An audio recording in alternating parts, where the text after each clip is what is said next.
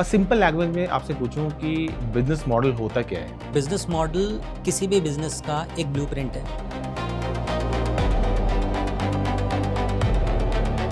किस तरह से हम उसके अंदर अपनी इनपुट्स को यूटिलाइज़ करेंगे, किस तरह से हम उसके अंदर स्केलेबिलिटी को चेक करेंगे, किस तरह से हम उसके अंदर ऑपरेशनल एफिशिएंसी चेक करेंगे, तो वो सब की सब चीज़ें हमारे बिजनेस मॉडल में आती हैं। और वहीं अगर बात करें रेवेन्यू मॉडल्स को, तो उसको कैसे समझाएंगे?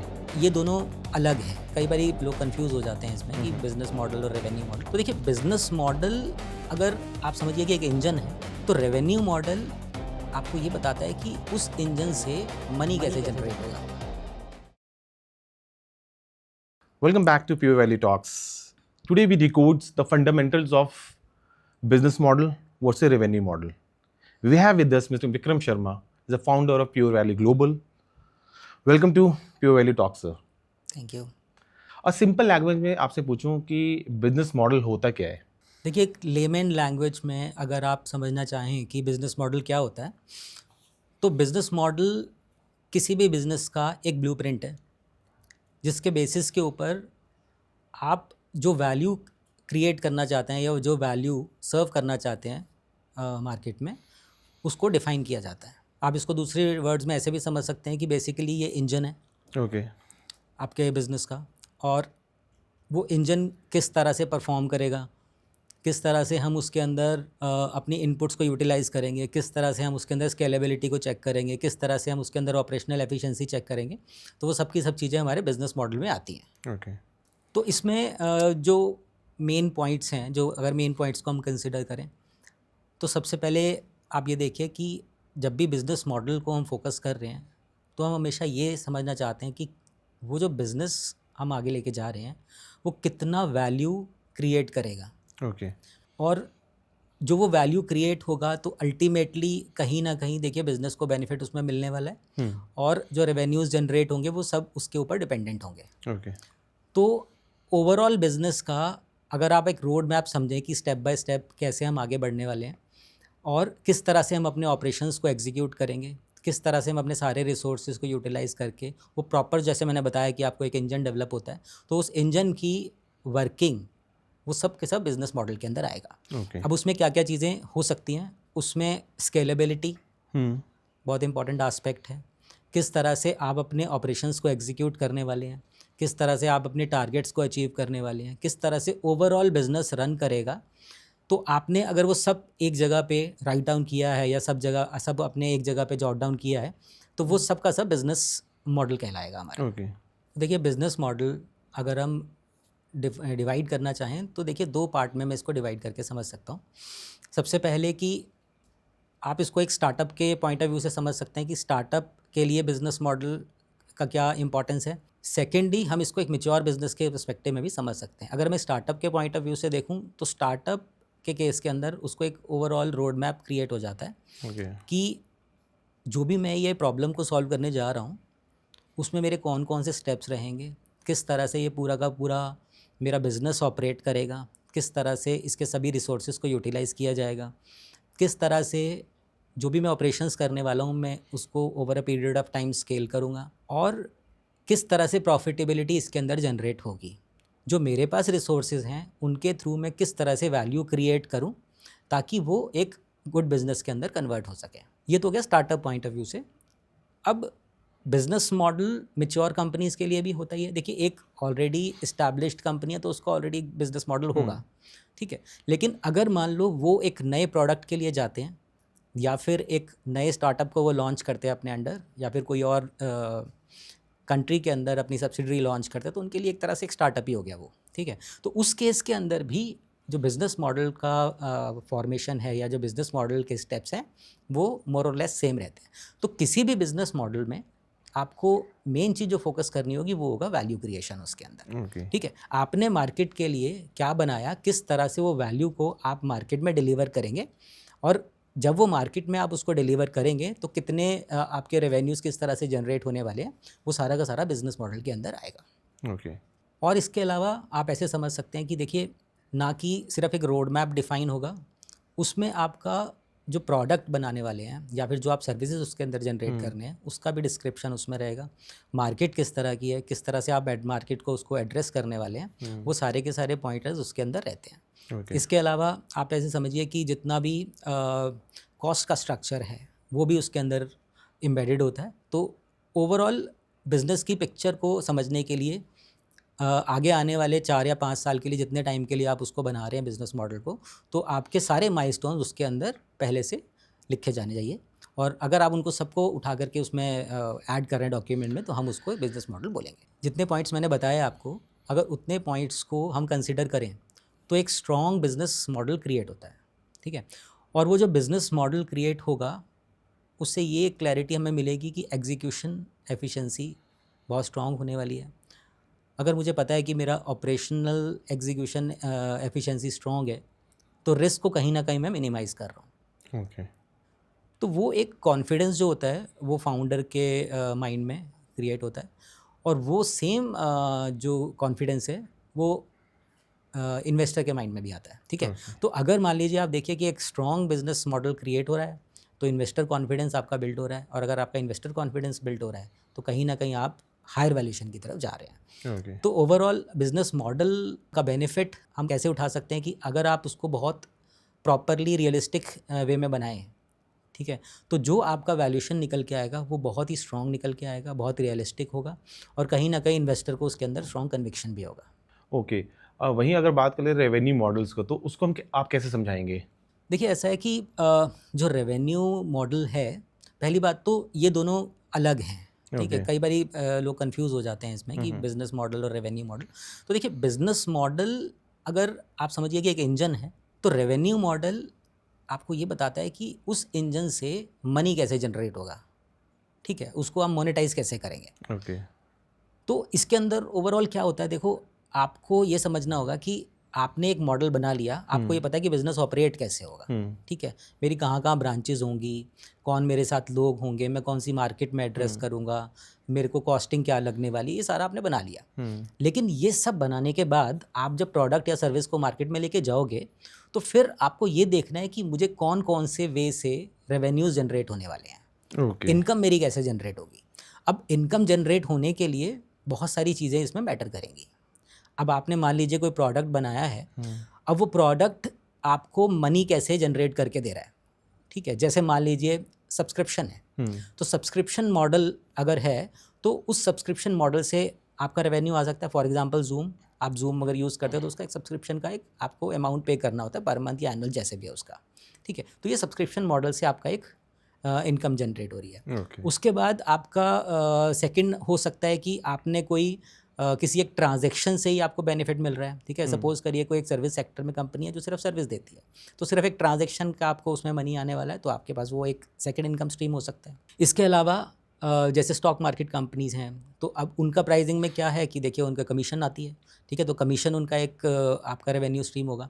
तो जितने भी ये रेवेन्यू स्ट्रीम्स हैं, ये सारे के सारे आपकी रेवेन्यूज़ को इंक्रीज़ करने वाले हैं। तो ये ओवरऑल स्ट्रक्चर जो आपका रेवेन्यू मॉडल की तरफ जा रहा है। जैसा कि मैंने आपको बताया कि सब्सक्रिप्शन फ़ीस हो सकती है और ट्रांजैक्शन फ़ीस हो सकती है आपकी, तो इस तरह से बहुत सारे, फॉर एग्जांपल आपका लाइसेंस फ़ीस भी हो सकती है। जैसे कि जैसे आप विंडोज़ परचेज़ करते हो तो उसकी लाइसेंस आपको लेना होता है, आपको कुछ पीरियड के लिए आपको उसको यूटिलाइज़ करना है, तो आप उसके लाइसेंस को यूटिलाइज़ कर सकते हैं। Okay. इसके अलावा आप देखिए कि बहुत सारे पोर्टल्स ऐसे हैं, आप जैसे अमेज़ॉन देखते हैं तो उनमें एड्स चलते रहते हैं, तो ऐड रेवेन्यूज़ भी अपने आप में एक इनकम स्ट्रीम है, तो इनकम उससे भी जनरेट हो रहा है।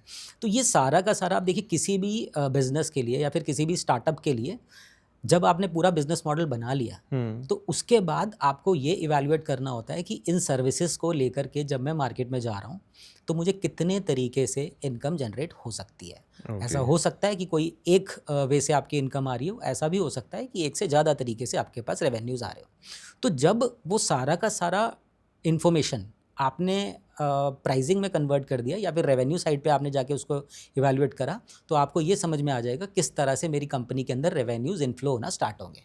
Okay. क्योंकि वो इनिशियल फूड है बिजनेस के लिए, ठीक है। तो जब रेवेन्यू एक बार आना स्टार्ट होगा उसके बाद वी कैन इवैल्यूएट कि हाँ ठीक है, मेरा कॉस्ट किस तरह से उसके अंदर डिस्ट्रीब्यूट होगा और किस तरह से मेरे मार्जिन्स क्रिएट होंगे over a period of time. Okay. तो जैसे मैंने आपको बताया कि वेरियस इनकम स्ट्रीम हो सकती हैं, और क्या इसमें हो सकता है, तो देखिए प्राइसिंग स्ट्रैटेजी भी इसी का पार्ट है। आप सपोज़ करिए कि आज की डेट में आप कोई नया प्रोडक्ट मार्केट में लॉन्च करने वाले हैं, तो एग्जांपल के तौर पे ले लेते हैं, सपोज़ करिए कि आप कोई मोबाइल मैन्युफैक्चर करके तो मार्केट में लाना चाहते हैं। तो आप सबसे पहले आप ये सोचेंगे कि प्राइसिंग कैसे डिसाइड होगा इसका, कितने रुपए पे मेरे को ये प्रोडक्ट को, इस मोबाइल को लॉन्च करना है मार्केट में। तो आपको क्या करना पड़ेगा, सबसे पहले तो अपने बिजनेस मॉडल के अंदर आपको ये समझना पड़ेगा कि किस तरह से मैं इस मार्केट को एनालाइज करूं, मुझे कौन सी सेगमेंट में जा कर के इस मोबाइल को बेचना है, मुझे अपना अगर एक रूरल सेगमेंट में जाना है सपोज, तो मैं अपना प्राइसिंग को किस तरह से रखूं, तो वो मेरा रेवेन्यू मॉडल का पार्ट हो जाएगा। ओके। अगर आप एक रूरल सेगमेंट में जा कर के अपने मोबाइल को लॉन्च करना चाह रहे हैं, तो आपको उस मार्केट में ये समझना होगा कि वहाँ पे जो पेइंग कैपेसिटी ऑफ कंज्यूमर्स है वो कितना है। तो वहाँ पर जाके आप अगर 1 लाख 2 लाख रुपए का मोबाइल लॉन्च करना चाहेंगे तो that will not be a good strategy. तो आपको क्या करना है, वहाँ पे मार्केट के हिसाब से एनालाइज करके आपको ये देखना है कि जो ये मैं प्रोडक्ट मार्केट में लॉन्च करने वाला हूँ उसका प्राइसिंग कितना होना चाहिए। ओके। और लास्ट में मैं एक चीज़ इसमें और ऐड कर देता हूँ कि देखिए, आपके इनकम स्ट्रीम्स के बारे में मैंने बताया कि इसमें वेरियस इनकम स्ट्रीम्स हो सकती हैं।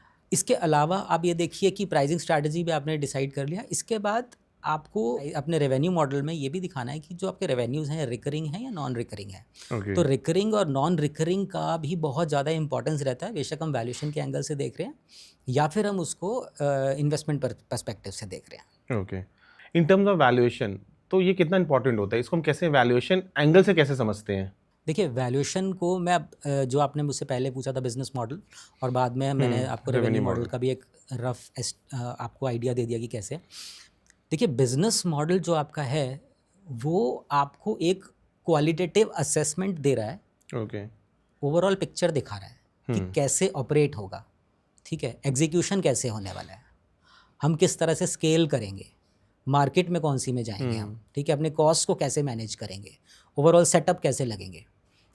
जब आपने वो पूरा सेटअप लगा लिया तो मेरे को जो भी इन्फॉर्मेशन क्वालिटेटिव एस्पेक्ट पता करने हैं बिजनेस के, तो मैं बिजनेस मॉडल से निकाल लूँगा। ओके। अब उसके बाद जब आपने पूरा इंजन रेडी कर लिया, तो वो इंजन जैसे ही आपने वर्क करना शुरू करवाया, जैसे ही आपने उसको एग्जीक्यूशन में डाला, तो वो मनी जनरेट करना शुरू करेगा। तो मेरा रेवेन्यू मॉडल एक्टिवेट हो गया वहाँ पे। तो जैसे ही मेरा रेवेन्यू मॉडल एक्टिवेट हुआ तो मुझे ये पता लगने लगा कि अब मेरे रेवेन्यूज़ आने स्टार्ट होंगे, कैसे कैसे मेरे रेवेन्यूज़ आएंगे, और उन रेवेन्यूज़ के बेसिस के ऊपर मैं अपने फ्यूचर प्रोजेक्शंस बनाऊंगा। ओके।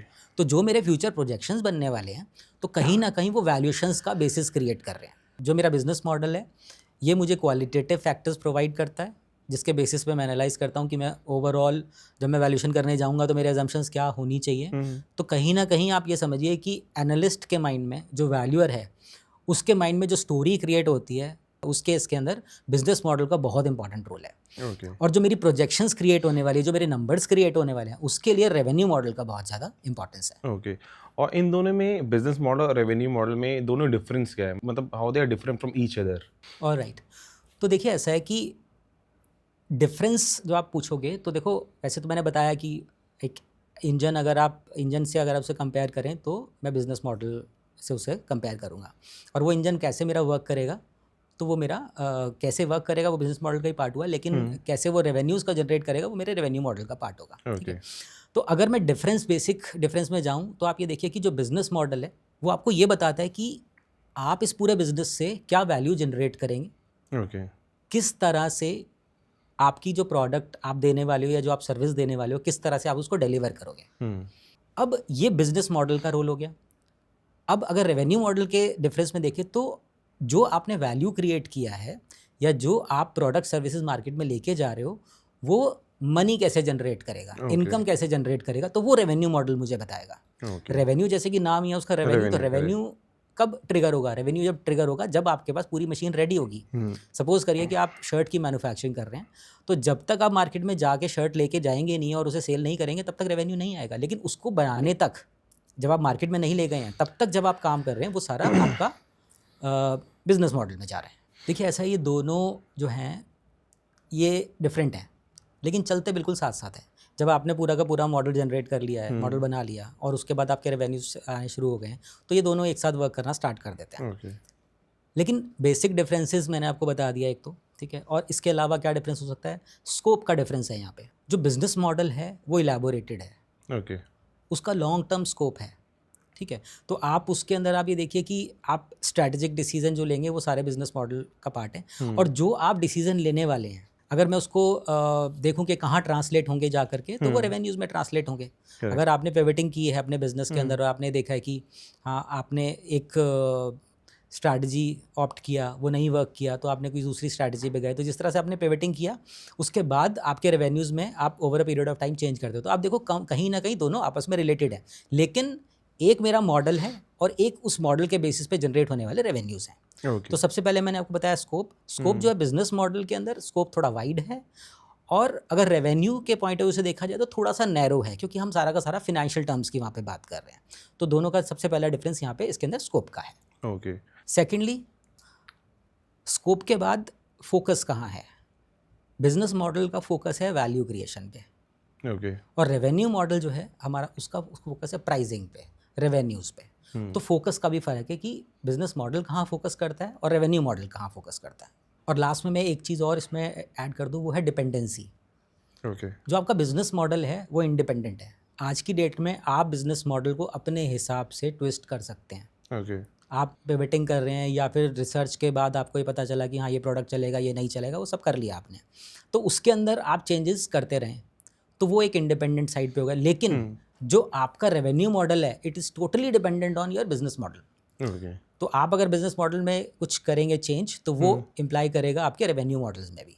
तो थर्ड जो पॉइंट मैंने आपको बताया वो है इसका डिपेंडेंसी का। ओके ओके, ये तो समझ में आ गया बिजनेस मॉडल और रेवेन्यू मॉडल में डिफरेंस क्या है, राइट।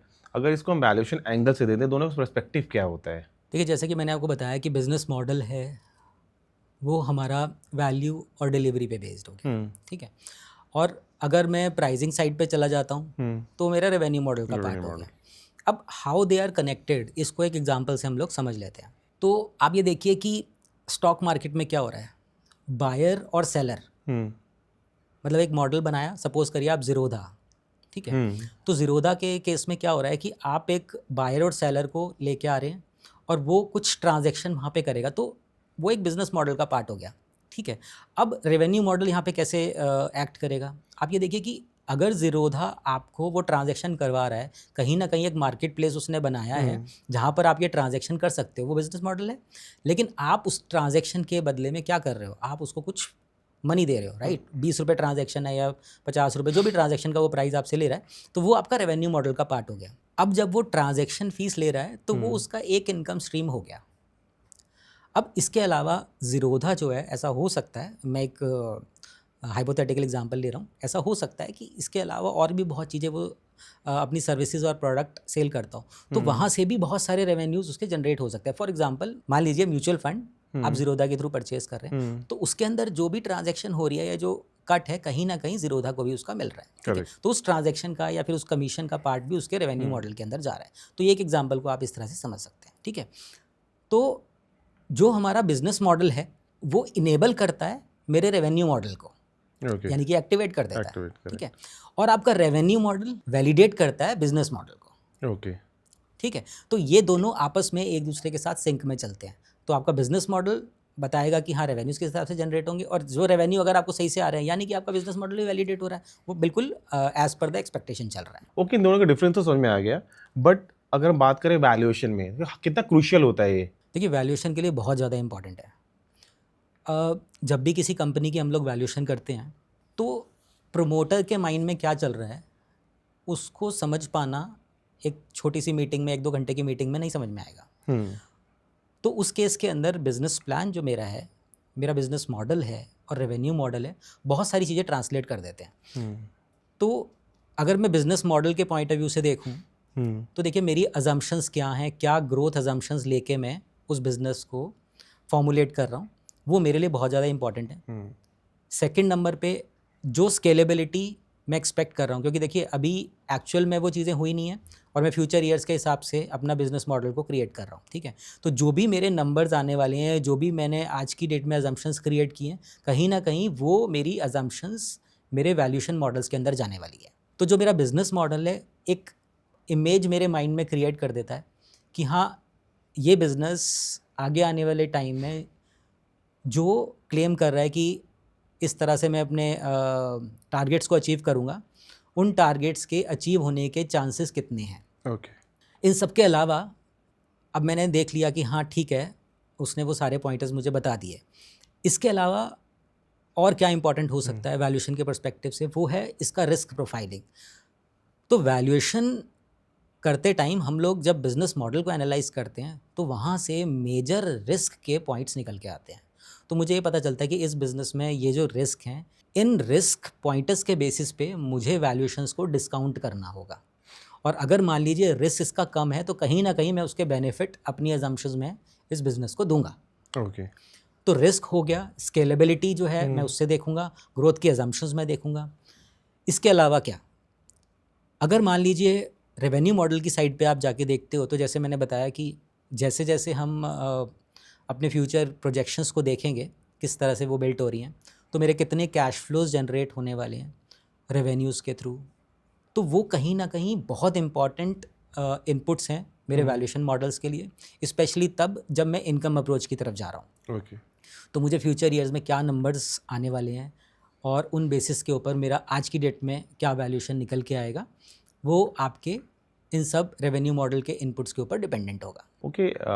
आप ओवरऑल सिनेरियो का आप एग्जांपल से बता सकते हैं? देखिए एग्जांपल के तौर पे आप मान लीजिए कि हल्दीराम है, राइट, ठीक है। तो अब हल्दीराम का हम ये समझना, देखो मैं आपको 3 पार्ट में डिवाइड करता हूँ क्वेश्चन के आपके आंसर को। सबसे पहले कि मेरा बिजनेस मॉडल क्या है इसके अंदर, सेकंड नंबर पे मेरा रेवेन्यू मॉडल क्या है, और तीसरे नंबर पे वैल्यूएशन में कितना क्रूशियल है। तो इसको स्टेप बाय स्टेप में डिवाइड करके बताता हूँ। सबसे पहले आप देखो हल्दीराम का बिजनेस मॉडल क्या है, मैन्युफैक्चरिंग ऑफ फूड। करेक्ट। अब वो स्नैक्स की साइड पे चले जाएं या फिर आपका जो रिमेनिंग फूड है उसकी साइड पे चले जाएं, ठीक है। तो सबसे पहले मैन्युफैक्चरिंग ऑफ दैट फूड, उसके बाद उसके रिटेल आउटलेट्स हैं जहाँ पर वो प्रोडक्ट को अपना लॉन्च करते हैं, ठीक है, या अपना प्रोडक्ट को सेल करते हैं। इसके अलावा उनका फ्रेंचाइजी मॉडल है, फ्रेंचाइजी के थ्रू वो अपना सेल करते हैं। तो अब ये सारा का सारा बिजनेस मॉडल के अंदर आ रहा है। मैन्युफैक्चरिंग भी उसी का पार्ट हो गया, किस तरह से वो पूरा का पूरा सेटअप वर्क करेगा, किस तरह से डिस्ट्रीब्यूशन होगा, वो सारा का सारा। इसके अलावा रिटेल जो आउटलेट्स हैं वो कैसे वर्क करेंगे, मेरे फ्रेंचाइजी कैसे ऑपरेट करेंगे। तो बिज़नेस मॉडल में आप देखिए कि हल्दीराम के पॉइंट ऑफ व्यू से आप देख रहे हो तो मैन्युफैक्चरिंग है, रिटेल आउटलेट्स हैं, फ्रेंचाइजी मॉडल्स हैं, पैकेज फूड की डायरेक्ट सेलिंग है। इसके अलावा क्या, एक्सपोर्ट सेल्स भी है। आप देखिए हल्दीराम की presence all over the world है, बहुत सारी कंट्रीज़ में है। तो जो प्रोडक्ट है वो इंटरनेशनल मार्केट्स में भी एक्सपोर्ट हो रहा है। तो ये आपका पूरा का पूरा आप ये देखिए बिजनेस मॉडल है हल्दीराम का। अब ये बिजनेस मॉडल का पार्ट हो गया। अब रेवेन्यू मॉडल की तरफ आ जाते हैं। अब आप ये देखिए कि अगर हल्दीराम की बैलेंस शीट को आप देखेंगे तो उसके अंदर सेगमेंट्स का रेवेन्यू अलग अलग आ रहा है। अब जो एक्सपोर्ट सेल्स है उसका रेवेन्यू अलग आ रहा होगा, जो फ्रेंचाइजी के थ्रू आपका रेवेन्यूज़ अलग आ रहे होंगे, और जो आपका रिटेल आउटलेट्स हैं उससे अलग आ रहा होगा, जो पैकेज फूड आप सेल कर रहे हो ओवर द काउंटर्स उसका सेल अलग हो रहा है। तो वो सब रेवेन्यूज़ जो आ रहे हैं वो मेरे इनकम स्ट्रीम का पार्ट बन रहे हैं और वो सब के सब मेरे रेवेन्यू मॉडल में आ रहे हैं। आप एक एग्जांपल के तौर पे और सब इसमें एडिशन कर सकते हैं कि देखिए अगर कोई हल्दीराम ने नया प्रोडक्ट लॉन्च करना है, for example Maggi is very famous, correct. अब कल को हल्दीराम के माइंड में आता है कि हाँ ठीक है यार हम भी अपना नूडल्स लॉन्च करेंगे। अब वो क्या होगा, वो पूरी मार्केट को समझेगा, अपने बिजनेस मॉडल में उस प्रोडक्ट को एडजस्ट करने के लिए पूरा स्ट्रैटेजी बनाएगा। अब वो जो स्ट्रैटेजी बनाएगा अपने सिस्टम्स में वो चेंज करेगा, वो सब चेंजेस बिजनेस मॉडल में होंगे पहले तो अगर मुझे उस नूडल का प्राइस डिसाइड करना है तो मैं पहले ये देखूंगा कि उस नूडल के कॉम्पिटिटर कौन कौन है। मैगी एक कॉम्पिटिटर है, yippee एक कॉम्पिटिटर है। तो अगर हल्दीराम को अपना प्रोडक्ट लॉन्च करना है या तो उसको अपने आप को बहुत प्रीमियम दिखाना है तो उसकी प्राइसिंग ऊपर लेके जाएगा, तो वो जो प्राइस डिसाइड कर रहा है वो प्राइसिंग स्ट्रैटेजी का पार्ट है जो कि आपके रेवेन्यू मॉडल में जाके लैंड करेगा। ओके। अब आपने बिजनेस मॉडल में एडजस्टमेंट कर लिया, आपने रेवेन्यू मॉडल में एडजस्टमेंट करके पता लगा लिया कि चलो नया स्ट्रीम खुलने वाला है, ठीक है, जो आपका फूड आइटम उसमें से एक आइटम और आपकी ऐड हो गई। अब क्या होगा, अब ये जब सारी इन्फॉर्मेशन वैल्यूएशन के एंगल से आप देखोगे तो जो प्रोडक्ट लॉन्च होने से पहले का सिचुएशन था और प्रोडक्ट लॉन्च होने के बाद का सिचुएशन ऑल टुगेदर डिफरेंट होगा। बिजनेस मॉडल में चेंज हुआ, हो सकता है रिस्क प्रोफाइलिंग मेरा बढ़ गया, हो सकता है मेरे कुछ रिसोर्सेज जो हैं उस प्रोडक्ट को बनाने के लिए यूटिलाइज किए जाएं, तो शायद अभी इनिशियली उसका रिटर्न उतना ना जनरेट हो सके। तो उन सब चीज़ों को एनालाइज करने के लिए हम लोग बिजनेस मॉडल को एनालाइज करेंगे। लेकिन अगर ये मैं मान के चलूँ कि हाँ ये प्रोडक्ट सक्सेस होगा मार्केट में, तो मेरे रेवेन्यूज़ का स्ट्रीम जो है और इंक्रीज़ होगा, और कहीं ना कहीं वो मेरे फ्यूचर फोरकास्ट को इम्पैक्ट करेगा। मेरे फ्यूचर कैश फ्लोज अगर इंक्रीज़ होंगे तो मेरे वैल्यूएशन के अंदर उसका बेनिफिट दिखने लगेगा। तो इस तरह से बिजनेस मॉडल, रेवेन्यू मॉडल और वैल्यूएशन कनेक्ट होता है आकर के। ओके, जैसा आपने एग्जांपल दिया हल्दीराम का, राइट, ऑलरेडी एस्टैब्लिश कंपनी है, रनिंग बिजनेस है इसका, कोई प्रोडक्ट लेके आ रहा है जैसे इसका, तो अगर ये नया प्रोडक्ट लेके आता है, फॉर एग्जाम्पल नूडल्स की हम बात कर रहे थे, तो इसका जो बिजनेस मॉडल है उसमें कॉम्प्लिकेशन आ सकते हैं कि ऑलरेडी इसका रनिंग है, इसको सारे कॉम्प्लेक्स और सारी चीज़ें इसको पता ही होगा कि कहाँ पे मुझे डिफिकल्टीज हुई, कहाँ पे मुझे इसको और बेटरमेंट करना है। तो ये एक रनिंग बिजनेस के साथ ईजी हो जाता है बिजनेस मॉडल को दोबारा एक नए प्रोडक्ट के लिए क्रिएट करना। देखिए ईजी तो कुछ भी नहीं है। आप ऐसे समझिए कि देखो एक स्टार्टअप जब आप बना रहे हो तो आप पे कोई रिस्ट्रिक्शन नहीं है, कोई देख भी नहीं रहा है, तो कहीं ना कहीं ब्रांडिंग बचाने का प्रेशर भी नहीं है आपका। ओके। लेकिन जब आप एक एस्टैब्लिश बिजनेस में आओ और आप कोई नया प्रोडक्ट लेके आने वाले हो, तो प्रोडक्ट आप जब रिसर्च कर रहे होते हो तो कहीं ना कहीं मार्केट्स में न्यूज़ आ जाती है कि ये प्रोडक्ट आने वाला है, आपकी न्यूज़ लीक हुआ, व्हाटएवर हुआ, ठीक है, तो वो कहीं ना कहीं ब्रांड्स के माइंड में ये रहता है कि यार इसको जब तक हम लोग श्योर ना हो तो मार्केट तक इसकी न्यूज़ नहीं जाए। अब वो क्यों बचा रहे हैं इस चीज़ को? वो इसलिए बचा रहे हैं क्योंकि जितना बड़ा ऑर्गेनाइजेशन होगा उतना ज़्यादा नए प्रोडक्ट को लॉन्च करने में उनको एडजस्टमेंट ज़्यादा करनी होगी। ओके। एडजस्टमेंट ज़्यादा करनी होगी क्योंकि रिसोर्सेज जो हैं ऑलरेडी, एक प्रोडक्ट अगर मान लो सेम प्रोडक्ट लाइन में तो फिर भी आसान होगा। अगर मान लीजिए आप कोई ऐसे प्रोडक्ट की डायरेक्शन में चले गए जो ऑल टुगेदर डिफरेंट है वहाँ से, तो फिर आपको बहुत ज़्यादा चेंजेस करने पड़ेंगे। जैसा कि हमने हल्दीराम का एग्जाम्पल हमने लिया, तो अगर कोई ऐसा प्रोडक्ट आप लेके आ रहे हो जो आउट ऑफ द लीग है हल्दीराम के, तो वहां पर उसको दिक्कत होगी। जैसे हल्दीराम बहुत ही ट्रेडिशनल फूड बनाता है, अब नूडल्स एक चाइनीज फूड हो गया, तो ऐसे सिनेरियो में उसको कहीं ना कहीं अपना वैल्यूज़ को भी समझना होगा कि क्या ये वाला प्रोडक्ट मेरी आइडियोलॉजी सपोर्ट करती भी या नहीं करती। तो बहुत सारे फैक्टर होंगे, और नया प्रोडक्ट लॉन्च करने में बड़ी कंपनीज़ को बहुत ज़्यादा प्रॉब्लम्स हो सकती हैं अगर मान लीजिए वो प्रोडक्ट उनके साथ अलाइन नहीं होता है तो। बट कई बार क्या होता है कि देखिए ओवरऑल सिनेरियो ऐसा होता है कि आपको नई मार्केट्स की तरफ जाना ही पड़ता है, क्योंकि आपका ऐसा हो सकता है कि आपका बिजनेस सैचुरेट हो गया, आपके रेवेन्यूज़ पिछले 5 साल से फ्लैट चल रहे हैं, एक ही लेवल पे चल रहे हैं। अब आप क्या करोगे? कुछ ना कुछ तो आपको अपनी स्ट्रैटेजी में चेंज करना है, कुछ तो ट्रांसफॉर्मेशन आप करोगे।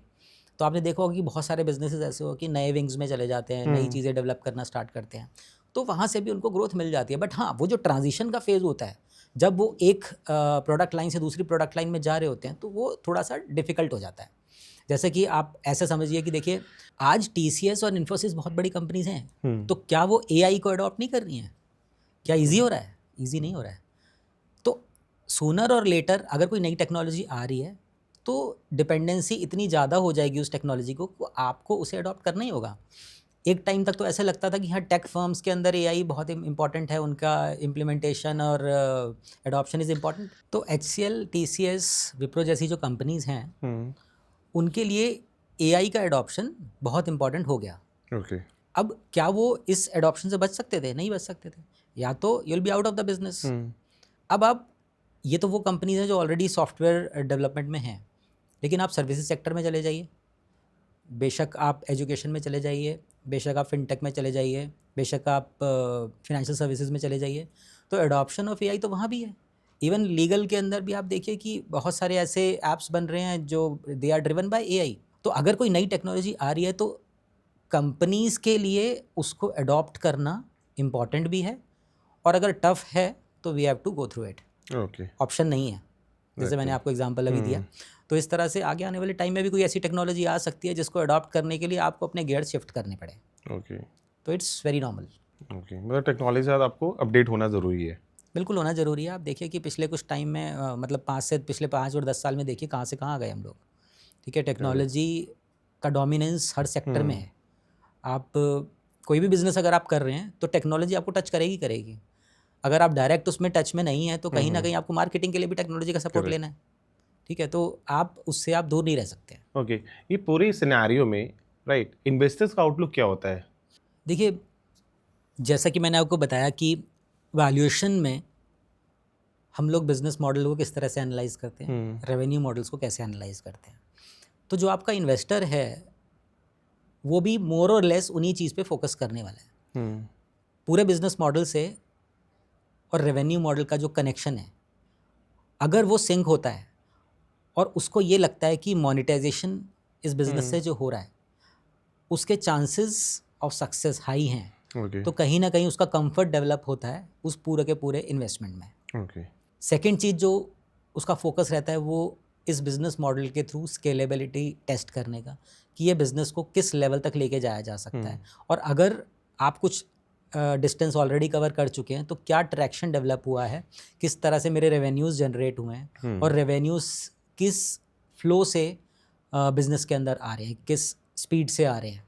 ठीक है, तो उस बेसिस के ऊपर जो आपने अजम्पशंस लिया है, जो जस्टिफिकेशंस आप या जो एविडेंसेस आपने क्रिएट किए हैं, कहीं ना कहीं उसके लिए वो बैकअप क्रिएट हो रहा है। इसके अलावा इन्वेस्टर फोकस करता है एलटीवी पे, लाइफ टाइम वैल्यू जो आप देखते हैं किसी भी प्रोडक्ट या सर्विस की, कस्टमर एक्विजिशन कॉस्ट हो गया।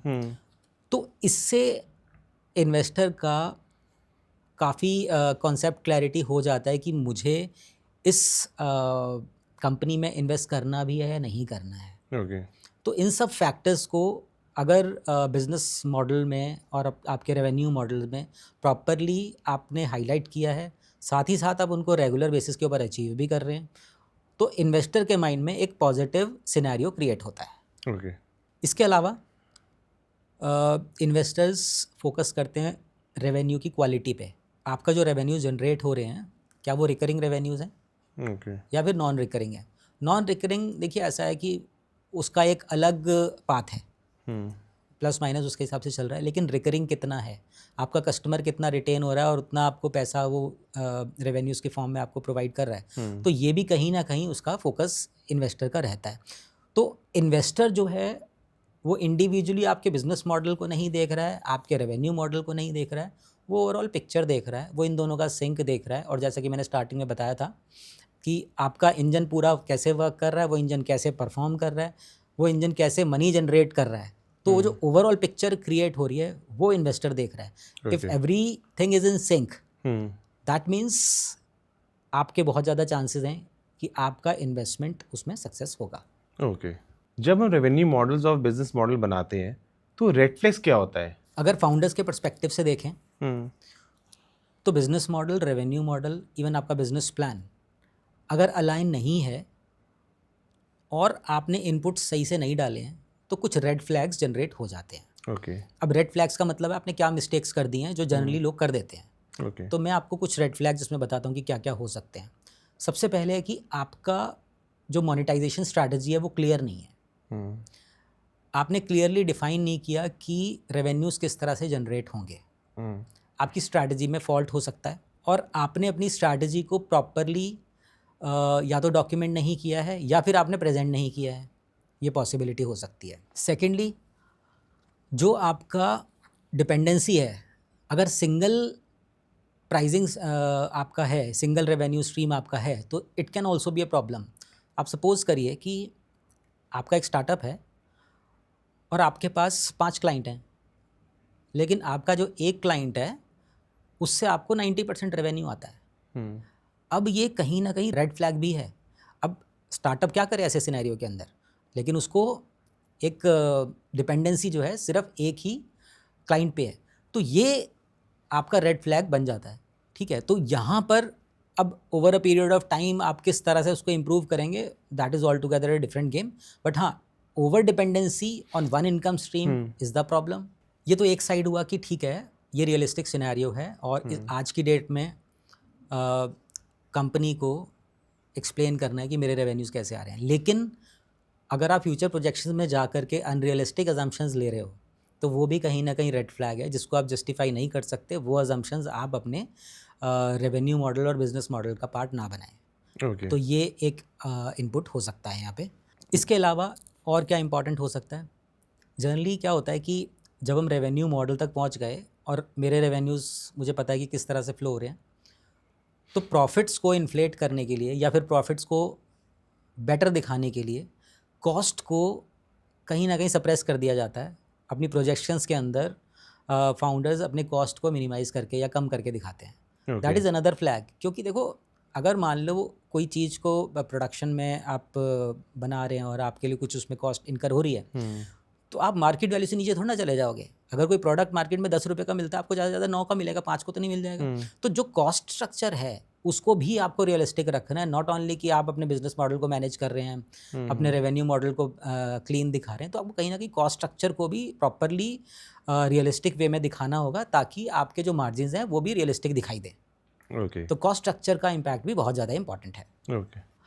लास्ट में जो आपका अलाइनमेंट है बिजनेस मॉडल का, रेवेन्यू मॉडल का और मार्केट का. आपका बिजनेस मॉडल बहुत अच्छी बात कर रहा होगा, उसके बेसिस पे आपका रेवेन्यू मॉडल भी बहुत अच्छे रेवेन्यूज़ दिखा रहा होगा, लेकिन ये दोनों अगर मार्केट के साथ सिंक नहीं हो रहे हैं, तो इन दोनों का बहुत अच्छा दिखना हमारे लिए कोई बेनिफिशियल नहीं है. तो आपके बिजनेस मॉडल, रेवेन्यू मॉडल और मार्केट तीनों का सिंक में होना मोस्ट इम्पॉर्टेंट है. ओके ओके ऑलरेडी ये तो हमें समझ में आ गया बिजनेस मॉडल और रेवेन्यू मॉडल में क्या होता है, क्या डिफरेंसेस है और क्या इम्पैक्ट होता है. इन वैल्यूएशन टर्म्स में बात कर लेते हैं. राइट, अब फाइनल स्टेटमेंट, फाइनल कंक्लूजन क्या है इसका? कंक्लूसिव स्टेटमेंट मेरे हिसाब से ये होगी कि business model tells the story, your revenue model tells the maths and valuation connects both. Okay, तो अगर ये तीनों चीज़ें हो रही हैं तो that means you are on the correct path. Okay. तो thank you so much sir, आपने बिजनेस मॉडल, रेवेन्यू मॉडल को इतना सिंप्लीफाई तरीके एक्सप्लेन किया और बताया विद एग्जांपल्स. तो आई थिंक व्यूअर्स को सारी चीज़ें समझ में आ गया होगा. तो ये था आज का हमारा पॉडकास्ट, जहाँ पे हमने बात की रेवेन्यू मॉडल्स और बिजनेस मॉडल कि दोनों के डिफरेंस क्या होते हैं and how they connected in valuation. Right, for more information please visit a website purevalleyglobal.com and keep watching Pure Valley Talks. Thank you so much.